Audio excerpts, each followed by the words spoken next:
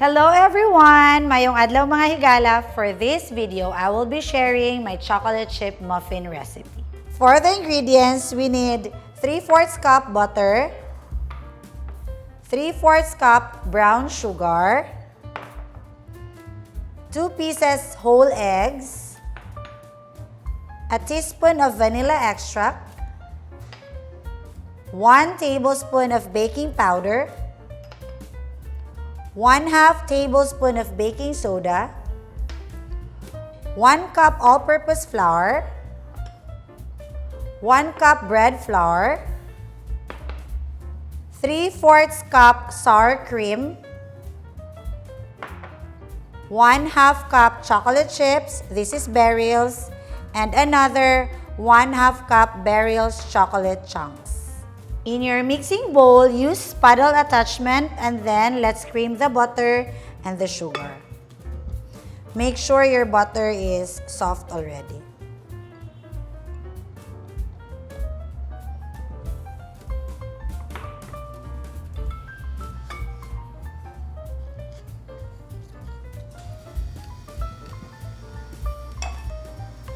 You can now add the vanilla extract sa creaming method.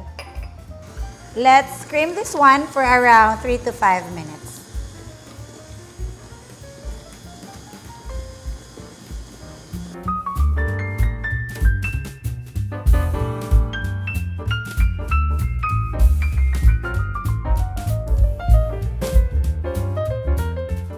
After 3 minutes, let's add the eggs one at a time.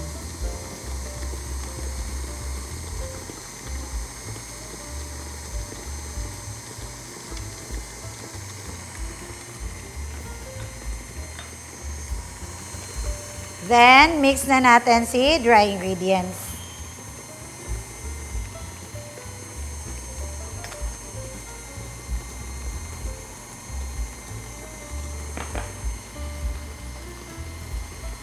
Scrape natin yung gilid.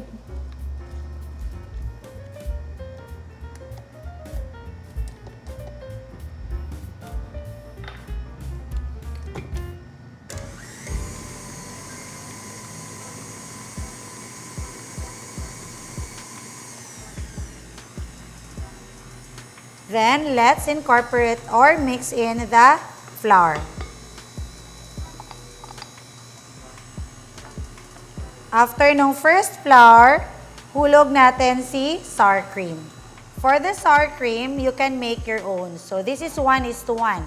So, when the recipe wants 3/4 cup, pwede ka mag-mix ng 1 cup cream plus 1 tablespoon ng vinegar. Tapos, you get na lang the 3/4. Or if sayang, you can do 3/4 cup cream plus 3/4 tablespoon ng vinegar. Let's hulog the cream.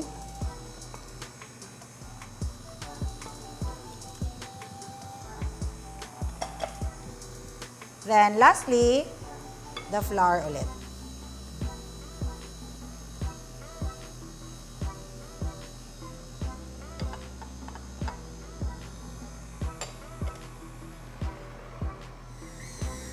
Do not overmix your muffin.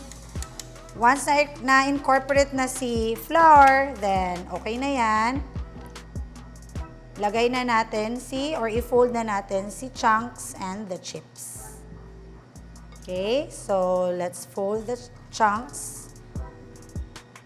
Tapos, 3/4 ng chips. You can use dark chocolate, milk chocolate, or bittersweet.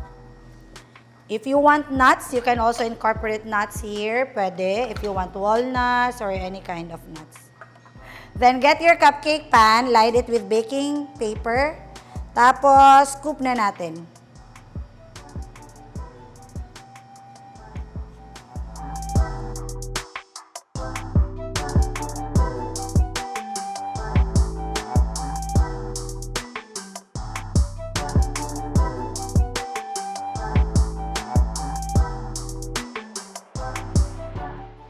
Then, yung sobrang choco chips, lagay natin on top. Okay? Around 15 muffins yung magagawa mo. If you want very big na muffin, around 4 ounces, 12 muffins lang.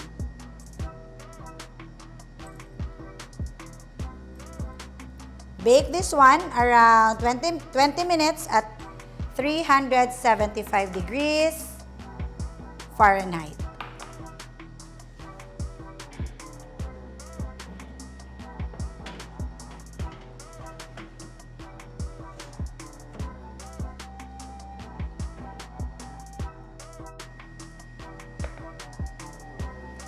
There you go, our chocolate chip muffin recipe. Again, for the ingredients, guys, don't forget to visit Sweet House Baking Store here in Cagayan de Oro, Palawan, or in Balingasag. And don't forget to like and subscribe my YouTube channel. Enjoy baking!